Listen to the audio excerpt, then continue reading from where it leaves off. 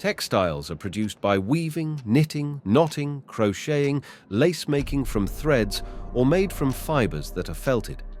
Textile production is an ancient craft that has been transformed almost beyond recognition by mass production and the introduction of modern production methods. Textiles made from nature's materials, flax, hemp, silk, wool, bamboo, and cotton, have been used for millennia, while textiles made from artificial fibers, synthetic textiles known as smart textiles, were invented in the 1920s. Most of our clothing is made from these smart textiles: acrylic lurex, spandex, nylon, polyester rayon. The clothing are treated with various substances to keep the color, soften the fabric, protect it from infections, or make it water repellent. Nanosilver, APEO, and NPEO, fluorinated substances, azo dyes, chlorophenol, polycyclic, aromatic hydrocarbon, PAH, short chain, chlorinated paraffins, SCCP, phthalates, cadmium. This chemical treatment of the clothing has afterwards shown to have a downside.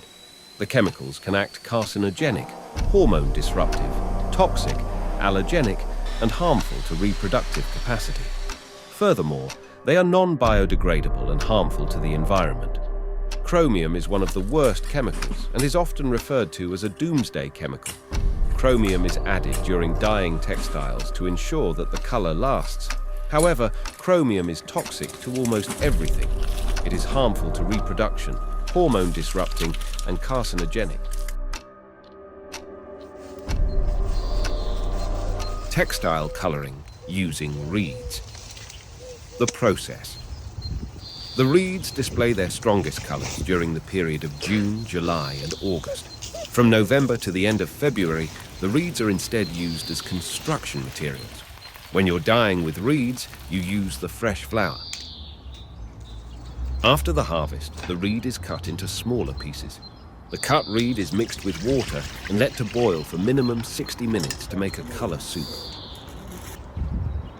Use a piece of fabric made by nature's materials. Here, cotton, boil it in water with alum for 60 minutes to open the fibers. Put the treated fabric in the color soup made from the reed. Let it boil for minimum 60 minutes or more. After treatments. After getting the pure color from the plant, the color can be directed towards different tones using acid and base products, such as vinegar and brown soup. Also, if you treat it with rusty metal, the color can get a darker shade. And if you boil it in a copper pot, the copper can affect the color as well. Nature can provide you with all the shades of the rainbow if we learn to adapt our color production to the season of the different plants and let the colors we make be reflected by the nature that surrounds us.